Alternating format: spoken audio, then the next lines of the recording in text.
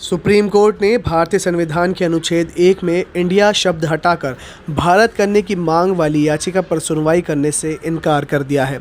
Supreme court ने इस मामले में दखल देने से इनकार करते हुए कहा है कि याचिका को सरकार के पास रिप्रेजेंटेशन के तौर पर माना जाए। अदालत ने कहा है कि याचिकाकर्ता की ओर से इस मामले में केंद्र को ज्ञापन भेजा जा सकता है। दिल्ली निवासी नमा नाम के शख्स ने वकील राजकिशोर चौधरी के माध्यम से कोर्ट में इस संबंध में जनहित याचिका दायर की थी। नमा की ओर से दायर याचिका में कहा गया है कि देश को मूल और प्रमाणिक नाम भारत द्वारा मान्यता दी जानी चाहिए। इस पर chief justice of India एस.ए. Bobde ने कहा है कि हम ये नहीं कर सकते क्योंकि पहले ही संविधान में भारत का नाम ही कहा गया है। सुप्रीम कोर्ट की वेबसाइट livelaw.in के बातचीत में याचिकाकर्ता नमा ने कहा है कि इंडिया का नाम एक होना चाहिए।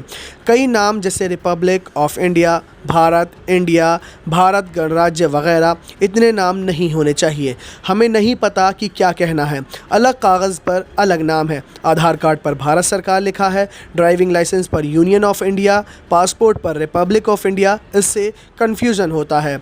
यह एकता का समय है। याचिकाकर्ता ने कहा है कि हर एक को देश का एक नाम पता होना चाहिए, नाम एक ही होना चाहिए। प्रधानमंत्री नरेंद्र मोदी भी खुद कहते हैं कि एक आवाज़ एक देश।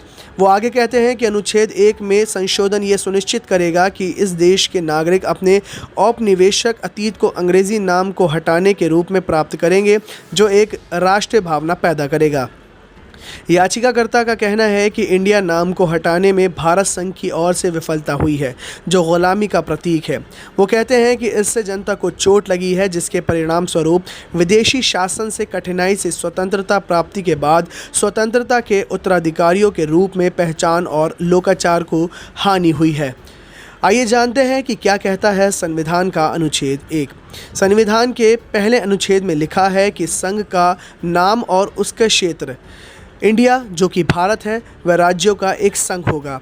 पहले शेड्यूल में राज्य और क्षेत्र निर्धारित किए जाएंगे, इंडिया के क्षेत्र में शामिल होंगे।